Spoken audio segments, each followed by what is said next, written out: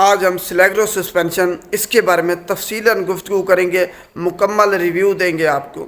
سب سے پہلے اس کا جنیرک فارمولہ دیکھیں گے، اس کے بعد ہم یہ دیکھیں گے کہ اس کو استعمال کیسے کرنا ہے، کس مقصد کے لیے اس کو استعمال کیا جا سکتا ہے، اس کو بنانے کا طریقہ کیا ہے، اور جو سسپینشن ہے یہ کتنے دن کے اندر استعمال کرنی ہے آپ نے، کون لوگ اس کو استعمال نہیں کر سکتے، کن ادویات کے ساتھ آپ نے اس کو استعمال نہیں کرنا، اور دن میں آپ اس کو کتنی مرتبہ اور کتنی مقدار میں استعمال کر سکتے ہیں۔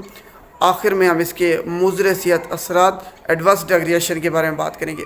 میں ہوں آپ کا فارماسسٹ ماہر ادویات ڈاکٹر محمد شاہد اقبال، اور آپ کو اپنے چینل پر خوش آمدید کہتا ہوں۔ سب سے پہلے سلیگرو سسپینشن، اس کا جنیرک فارمولہ دیکھتے ہیں۔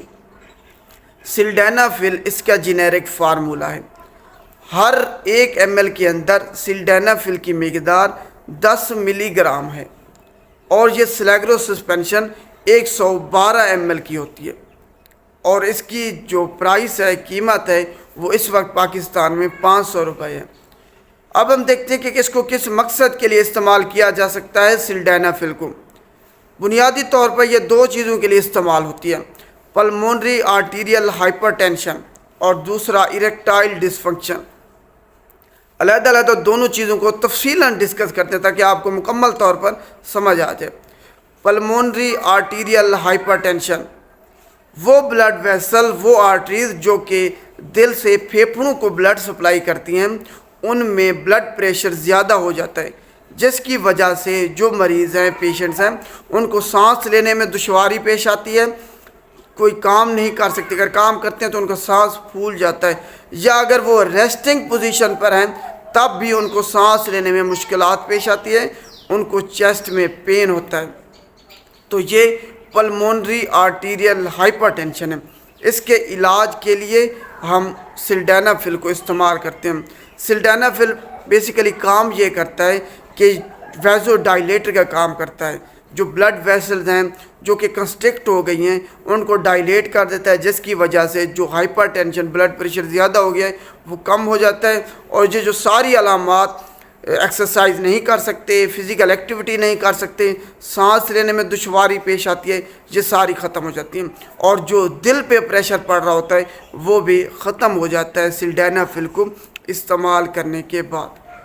یہ ایک اس کا استعمال ہو گیا۔ دوسری چیز ہم نے کہی تھی اریکٹائل ڈسفنکشن، کہ عضو خاص میں اتنی سختی ہی نہیں ہوتی کہ وہ جو سیکسول پرفارمنس ہے وہ دے سکے۔ اریکٹائل ڈسفنکشن، عضو خاص اریکٹ پوزیشن پہ اریکشن اس میں نہیں ہوتی، جس کی وجہ سے بندہ جو اریکٹائل ڈسفنکشن کا پیشنٹ ہے وہ اپنے جو سیکس کے جو پرفارمنس ہے وہ صحیح طریقے سے نہیں دے سکتا۔ اس میں بیسیکلی بہت سی وجوہات ہیں اس کی، اریکٹائل ڈسفنکشن کی۔ لو ٹیسٹوسٹیرون لیول ہے، اس کے علاوہ آپ کے نفسیاتی مسائل ہیں کہ آپ کو کوئی پریشانی ہے، کوئی بلڈ پریشر ہے، آپ کو ڈائبٹیز ہے آپ کو، یا پھر آپ کو کوئی انجری ہوئی ہے، اسپائنل کارڈ انجری ہوئی ہے، یا پھر آپ کی عضو خاص پہ کوئی انجری ہوئی ہے۔ اس کے علاوہ اگر آپ کو پروسٹائٹس ہے، پروسٹیٹ گلینڈ آپ کا بڑا ہوا ہے، یورتھرائٹس ہے، کوئی اور انفیکشن ہے آپ کو، تو اس کی وجہ سے بھی اریکٹائل آپ کو ڈسفنکشن ہو سکتا ہے۔ تو یہ بہت ساری اس کی وجوہات ہیں، عضو خاص میں اریکشن نہیں ہوتی۔ جب ہم یہ سلڈینافل استعمال کراتے ہیں تو بلڈ ویسل کو ڈائلیٹ کر دیتا ہے، جو سموتھ مسل ہیں ان کو ریلیکس کر دیتا ہے، جس کی وجہ سے بلڈ سپلائی وہاں پہ تیز ہو جاتی ہے۔ بلڈ سپلائی پراپر ہونے کی وجہ سے جو عضو خاص میں اریکشن نہیں ہوتی وہ اپنی اریکٹ پوزیشن میں چلا جاتا ہے، اس میں تناؤ آ جاتا ہے، اور بندہ اپنی سیکس جو پرفارمنس ہے وہ ٹھیک طریقے سے دے سکتے ہیں۔ تو یہ بنیادی طور پر اس کے 2 کام ہیں، پلمونری آرٹیریل ہائپر ٹینشن اور اریکٹائل ڈسفنکشن۔ اریکٹائل ڈسفنکشن اور چیز ہے، اور آپ کی جو ٹائمنگ کا مسئلہ ہے وہ اور چیز ہے۔ جس کو اریکٹائل ڈسفنکشن ہے کہ عضو خاص ان کا کھڑا ہی نہیں ہوتا، جتنا سٹیمولس ان کو دے دیا جائے تو وہ اس کو استعمال کر سکتے ہیں۔ یہ نہیں کہ آپ کا کسی اور وجہ سے جو آپ کی پرفارمنس کم ہو جاتی ہے، آپ کی یہ سمجھ لیں مردانہ ٹائمنگ کم ہے، تو اس کے لیے آپ اس کو ہرگز استعمال نہیں کر سکتے۔ مردانہ ٹائمنگ کا تعلق آپ کی بیسیکلی دماغ سے ہے کہ آپ کو کوئی پریشانی ہے، کوئی اور ڈائبٹیز ہے، بلڈ پریشر زیادہ ہے، آپ سٹریس پوزیشن میں ہیں، یہ وجوہات ہو سکتی ہیں۔ اریکٹائل ڈسفنکشن اور مردانہ ٹائمنگ یہ دونوں الگ چیزیں، اس کو آپ نے کمبائن نہیں کرنا۔ اب ہم دیکھتے ہیں کہ اس کو بنانے کا طریقہ کیا ہے۔ یہ سسپینشن تو ہے، اس کو اب بنانا کیسے ہے؟ یہ پاؤڈر فارم میں ہے۔ سب سے پہلے آپ نے جو اس کی شیشی ہے، پیک ہے، اس کو اچھے طریقے سے شیک کرنا ہے تاکہ جو پاؤڈر ہے وہ سموتھلی سارا ہو جائے، اکٹھا نہ ہو کسی جگہ پہ۔ اس کے بعد آپ نے گرم پانی کرنا ہے، ابلا ہوا پانی، اس کو ٹھنڈا کرنے کے بعد آدھا اس کو فل کر لینا ہے۔ آدھا فل کرنے کے بعد اس کو اچھے طریقے سے ہلانا ہے تاکہ سارا جو پاؤڈر ہے اور پانی ہے وہ آپس میں مکس ہو جائے سموتھلی۔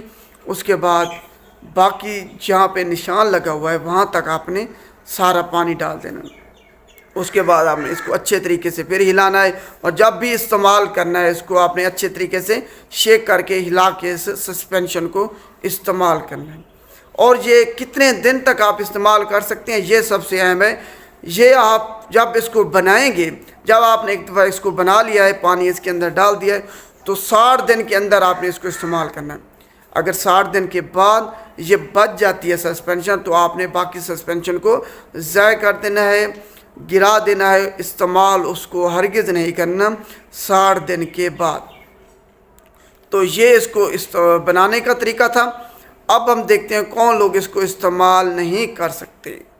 یہ سب سے اہم ہے، وہ لوگ جن کو ہائپر سینسٹیوٹی الرجی ہے سلڈینافل سے یا پھر اس کے کسی سلیگرو سسپینشن کے انگریڈینٹ سے، وہ اس کو استعمال نہیں کر سکتے۔ نائٹریٹس کے ساتھ آپ نے اس کو بالکل استعمال نہیں کرنا، وہ کسی بھی فارم میں ہوں۔ وہ ڈرگ، وہ میڈیسن جس میں نائٹریٹ آ جائے، نائٹرائٹ آ جائے، ان کے ساتھ آپ نے یہ والی جو سلڈینافل ہے یہ استعمال نہیں کرنا ہرگز، کیونکہ وہ بھی ویزو ڈائلیٹر ہے، بلڈ پریشر آپ کا کم کرتی ہے، یہ بھی آپ کا بلڈ پریشر کم کرتی ہے سلڈینافل۔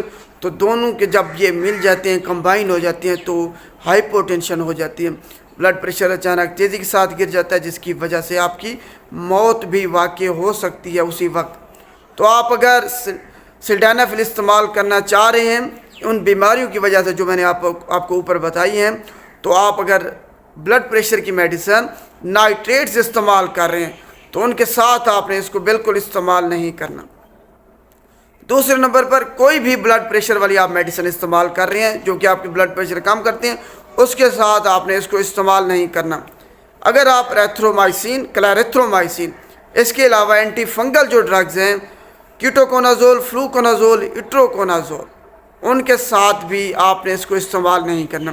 اس کے علاوہ ریٹوناویر، اینٹی وائرل جو ڈرگ ہے، اس کے ساتھ بھی آپ سلڈینافل کو استعمال نہیں کر سکتے ہرگز۔ ان کا آپس میں انٹریکشن ہے تو آپ نے ان کو اکٹھے استعمال نہیں کرنا۔ سب سے اہم ہے کہ بلڈ پریشر والی ادویات کے ساتھ آپ نے اس کو استعمال نہیں کرنا، نائٹریٹس کے ساتھ کبھی بھی اکٹھے استعمال نہیں کرنا۔ اب ہم آتے ہیں کہ اس کی ڈوز کیا ہو، آخر اس کو دن میں کتنی مرتبہ اور کتنی مقدار میں ہم نے استعمال کرنا ہے۔ بچے جن کی عمر، جن کا وزن 20 کلو گرام سے کم ہے، ان کے لیے ڈوز ہے وہ 10 ملی گرام استعمال کریں گے ایک وقت، اور دن میں 3 مرتبہ زیادہ سے زیادہ استعمال کر سکتے ہیں۔ اور بچے جن کا وزن 20 کلو گرام سے لے کے 45 کلو گرام تک ہے یا اس سے زیادہ ہے، ان کے لیے ڈوز ہے کہ وہ 20 ملی گرام ایک وقت استعمال کریں گے، اور زیادہ سے زیادہ 3 دفعہ دن میں استعمال کر سکتے ہیں۔ اور اریکٹائل ڈس فنکشن کے لیے ڈوز یہ ہے، وہ افراد جن کا عضو خاص کھڑا ہی نہیں ہوتا، جن میں اریکشن ہی نہیں ہوتی، ان کے لیے ڈوز یہ ہے کہ وہ سب سے پہلے 2.5 ml 2.5 ml یا جو ایک پیمانہ اس کے اندر دیا ہوا ہے وہ آدھا آپ نے استعمال کرنا ہے۔ ابتدائی ڈوز یہ ہے، اور زیادہ سے زیادہ آپ 2 پیمانے استعمال کر سکتے ہیں، 2 پیمانے 10 ml استعمال کر سکتے ہیں، 100 ملی گرام ہو جائیں گے۔ یہ زیادہ سے زیادہ ڈوز ہے 100 ملی گرام، اور دن میں اس اریکٹائل ڈسفنکشن کے لیے صرف ایک دفعہ آپ استعمال کر سکتے ہیں، اس کو 3 دفعہ ہرگز استعمال نہیں کر سکتے۔ دوبارہ سے ڈوز سن لیں، جو اریکٹائل ڈسفنکشن کے پیشنٹس ہیں وہ ابتدائی جو ڈوز ہے اس کی وہ 25 ملی گرام سے شروع کریں گے، یعنی کہ 2.5 ml یا جو پیمانہ دیا ہوا ہے یہ آدھا پیمانہ استعمال کریں گے اس دن میں صرف ایک مرتبہ، اور زیادہ سے زیادہ ڈوز اس کی 100 ملی گرام ہے، 2 پیمانے یا 10 ml یا 2 چائے والے چمچ۔ تو یہ اس کی ڈوز ہے۔ آخر میں ہم اس کے مضر صحت اثرات، ایڈورس ڈرگ ریئیکشن جو کہ انتہائی خطرناک ہیں، اس کے بارے میں بات کرتے ہیں۔ اس کو استعمال کرنے کے بعد آپ کا بلڈ پریشر اچانک تیزی کے ساتھ کم ہو سکتا ہے، ہائی ٹینشن ہو سکتی ہے، آپ کا بلڈ پریشر گر سکتا ہے، آپ کی موت واقع ہو سکتی ہے۔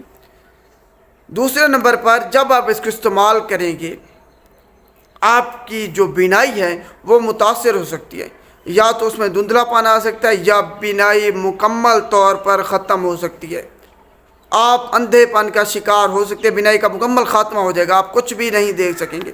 تو اس کو ذہن میں آپ نے رکھنا ہے، یہ کوئی مذاق نہیں ہے، انتہائی خطرناک ڈرگز ہوتی ہیں یہ اور جتنی بھی ہیں مضر صحت اثرات آپ میں ظاہر نہیں ہو رہے، کسی اور میں ہو جائیں گے۔ یہ جو ادویات ٹیسٹ کرتی ہیں، یہ جو کلینیکل ان کا ٹیسٹنگ ہوتی ہے، یہ مخصوص گروپس میں ہوتی ہے، مخصوص علاقے میں ہوتی ہے، تو ہر علاقے میں اس کے علاوہ ہر جنریشن میں اس کا اثر مختلف ہو سکتا ہے، تو بینائی آپ کی متاثر ہو سکتی ہے، دھندلا پن ہو سکتا ہے، اور بینائی کا مکمل خاتمہ بھی ہو سکتا ہے اس کو استعمال کرنے کے بعد۔ آپ کی سننے کی صلاحیت متاثر ہو سکتی ہے، آپ کو یا تو کم سنائی دے سکتا ہے کہ آپ سننے کی صلاحیت، یا مکمل طور پر آپ بہرے بھی ہو سکتے ہیں اس کو استعمال کرنے کے بعد، تو یہ آپ نے ذہن میں رکھنا ہے۔ تیسری جو اس کی خطرناک میڈیکل کنڈیشن ہے، میڈیکل ایمرجنسی ہے، وہ یہ ہے کہ پریاپزم ایک میڈیکل کنڈیشن ہے جس میں اگر آپ کو عضو خاص اس کو استعمال کرنے کے بعد 4 گھنٹے تک مسلسل اریکٹ پوزیشن میں ہو، مسلسل کھڑا رہے، مسلسل اس میں تناؤ رہے، تب یہ ایک میڈیکل ایمرجنسی ہے پریاپزم۔ تب آپ نے فوری طور پر میڈیکل ایمرجنسی جو ہسپتال ہے قریبی، وہاں پہ آپ نے جانا ہے اور اس کا علاج کرانا ہے۔